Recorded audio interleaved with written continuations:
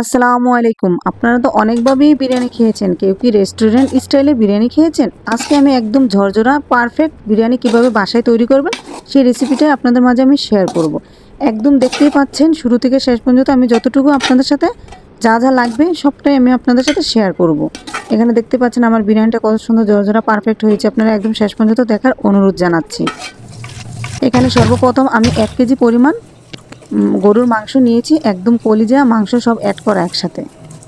এখানে আমি সবগুলো মাংস ধুয়ে নিচ্ছি সুন্দর করে, ধুয়ে পানি ঝরিয়ে নিচ্ছি আর একটা পাত্রে। তারপর আমি এক এক করে প্রসেসিং আপনাদের সাথে শেয়ার করব। এখানে আমি কিছু পেঁয়াজ কুচি করে নিচ্ছি,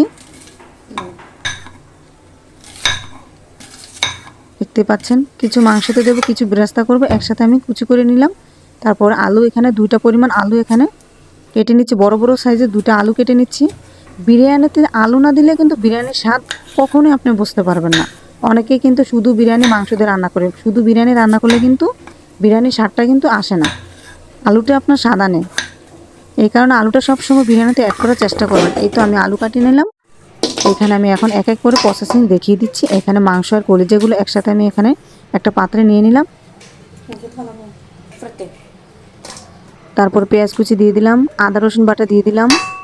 এখানে শুকনো মরিচ এক চামচ পরিমাণ, লবণ 1 চামচ পরিমাণ। এখানে আমি বিরিয়ানি মশলাটা অ্যাড করে দিচ্ছি। একটা বিরিয়ানি মশলা অ্যাড করেছি, এখানে পরিমাণ মতো তেল অ্যাড করেছি। এখানে আমার নিজের হাতের বানানো শাহি গরম মশলাটা আমি এখানে অ্যাড করে দিচ্ছি। বিশ্বাস করেন এই মশলাটা দিলে একদম পারফেক্ট রান্না হয় সব কিছুতে। এই তো টমেটো সস দিয়ে দিলাম। এখন আমি কিছু লিকুইড দুধের মধ্যে 2 চামচ পরিমাণ গুঁড়া দুধ দিয়েছি। তারপর একটু চিনি, 1 চামচ পরিমাণ চিনি দিয়েছি। এখানে আমি লেবু দিয়ে টক দই বানিয়ে নিচ্ছি। একদম এটা সিক্রেট একটা আপনাদের সাথে শেয়ার করলাম। এই টক দইটা আমি সবসময় ব্যবহার করি, আমি কখনো দোকান থেকে কিনে টক দই ব্যবহার করি না। একদম সুন্দর করে নাড়াচাড়া করে এখন আমি হাত দিয়ে মাখিয়ে নিচ্ছি। এটা টক দইটা কিন্তু দেখতে পাইলেন আমি কত সুন্দর করে বানিয়ে নিয়েছি। এই টক দইটা অ্যাড করলে আর কখনো আপনার আলাদা করে টক দই কিনে অ্যাড করতে হবে না, এটা ঘরে আপনি বানিয়ে নিতে পারবেন। একদম ঝরঝরা পারফেক্ট বিরিয়ানি হবে ইনশাআল্লাহ, এই টক দই ব্যবহার করবেন এভাবে। আর আমার নিজের হাতের বিরিয়ানি মশলা কিন্তু আমি অ্যাড করেছি, দেখতে পেয়েছেন। এটা আমার নিজের হাতে শাহি গরম মশলা বানানো। আপনারা চাইলে অবশ্যই আমার ভিডিওতে দেওয়া আছে, দেখে আসবেন। ভালো লাগলে অর্ডার করবেন। আমি কিন্তু এগুলো হোম ডেলিভারি দিই। আপনারা যদি ভালো লাগে অবশ্যই আমার এই বিরিয়ানিটার মশলাটা অর্ডার করতে পারেন। এই একটা মশলা দিয়ে আপনি সম্পূর্ণ সব কিছু রান্না করতে পারবেন। এখানে আমার মাংসটা প্রায় রান্না হয়ে গেছে কাছাকাছি, মানে একটু ব্লক চলে আসছে, আমি আপনাদের সাথে শেয়ার করলাম। একটু মাংসটা নাড়াচাড়া করতেছি, আরও ডেকে 10 মিনিটের মতো রান্না করব। গরুর মাংস যেহেতু, এই তো 10 মিনিট রান্না করার পরে দেখতেই পাচ্ছেন কত সুন্দর একটা কালার চলে আসছে। আমার শাহি গরম মশলাটা দেওয়াতে বেশি কালার চলে আসছে। আপনারা যদি নিতে চান অবশ্যই ইনবক্সে কমেন্ট করবেন। এখানে আমি মাংসটা তো হয়ে গেছে, এখন আমি পোলাও চালটা ধুয়ে নিচ্ছি। 1 কেজি পরিমাণ এখানে পোলাও চাল নিয়ে নিয়েছি। মাংসটা মানে হয়ে গেছে প্রায় একদম শেষ আর কি। চালটা আমি ধুয়ে উঠিয়ে নিয়েছি। এখন আমি কিছু আলু এখানে ভেজে নিচ্ছি। আলুর মধ্যে শুধু লবণ আর মরিচের গুঁড়ো দিয়ে ভেজে নিচ্ছি। মরিচের গুঁড়োটা দিলে আলুটা খেতে টেস্ট হয়। ভাজা ভাজা, একদম ভাজা ভাজা করে আমি উঠিয়ে নেব। দেখতেই পেয়েছেন একদম ভাজা ভাজা করে নিয়েছি, কিন্তু পুড়বেন না। এখানে আমি একটা পাত্রের মধ্যে আমি এখন চালটা ভেজে নিচ্ছি। তেল দিয়ে পরিমাণ মতো তেল দিয়ে দিবেন।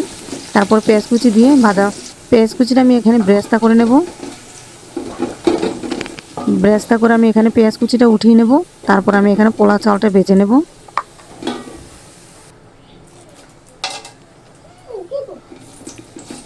এখানে আমি 2-4টার মতো এলাচ দিয়েছি আর একটু তেজপাতা দিয়ে চালটা ভেজে নিচ্ছি, লবণ পরিমাণ মতো দিয়ে সুন্দর করে। যত ভাজা ভাজা হবে চালটা তত কিন্তু পোলাও বিরিয়ানিটা পারফেক্ট হবে। আমি মাংস আর এইভাবে চালটা কিন্তু আমি আলাদাভাবে রান্না করে অ্যাড করি। এটা একদম রেস্টুরেন্ট স্টাইলে একদম মানে খেতে ইয়াম্মি হয়। বিশ্বাস করেন আপনারা একবার হলো ট্রাই করবেন। আর ভাতটা একদম ঝরঝরা হয়। অনেকেই দেখা গেছে একসাথে করে রান্না করে, ওইটা কিন্তু ভাতটা ঝরঝরা হয় না। এখানে আমি 1 চামচ পরিমাণ ঘি দিয়ে দিচ্ছি। আমি পরবর্তীতে কিন্তু আবারও দেবো ঘি, এখানে অল্প দিলাম। আরও ভালো করে নাড়াচাড়া করে আমি একদম চালটা ভাজা ভাজা করে নেবো। দেখতেই পাচ্ছেন একটা চালের সাথে একটা চাল যখন না লাগবে তখন আমি মানে পানি দেবো, একদম পানি অ্যাড করব। এই তো আমি একদম ফুটন্ত গরম পানি এখানে অ্যাড করে দিয়েছি। গরম পানিটা কিন্তু আপনারা অতিরিক্ত দিতে যাবেন না।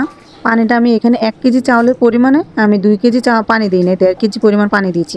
অনেকে ১ কেজি চাউলের মধ্যে ২ কেজি পরিমাণ পানি দেয়, সেটা কিন্তু পোলাওটা বেশি ভালো হয় না। তারপর আমি ৪ টা কাঁচামরিচ দিয়ে দিয়েছি, দেখতে পাচ্ছেন। আবার ঢাকনা একটু ঢেকে নাড়াচাড়া করে দিচ্ছি বলক আসা পর্যন্ত।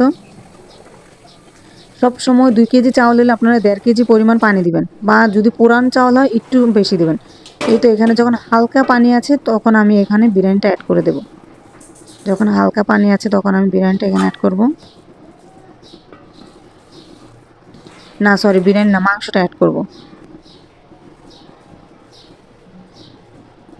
আগে আলুগুলো আমি একটু বিছিয়ে দিয়ে নিচ্ছি, তারপর আমি মাংস এক এক করে অ্যাড করব।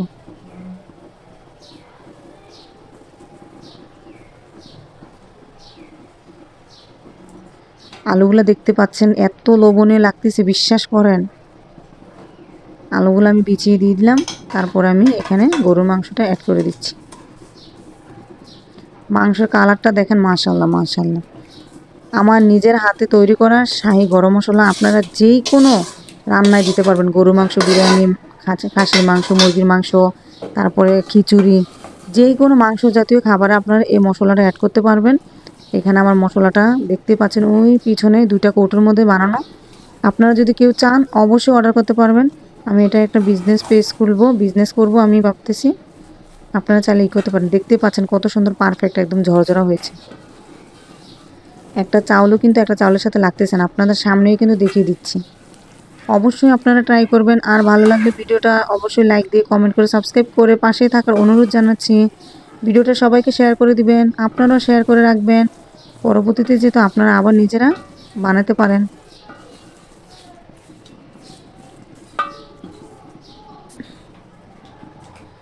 এখন আমি অল্প পরিমাণ বেরেস্তা দিয়ে দিচ্ছি।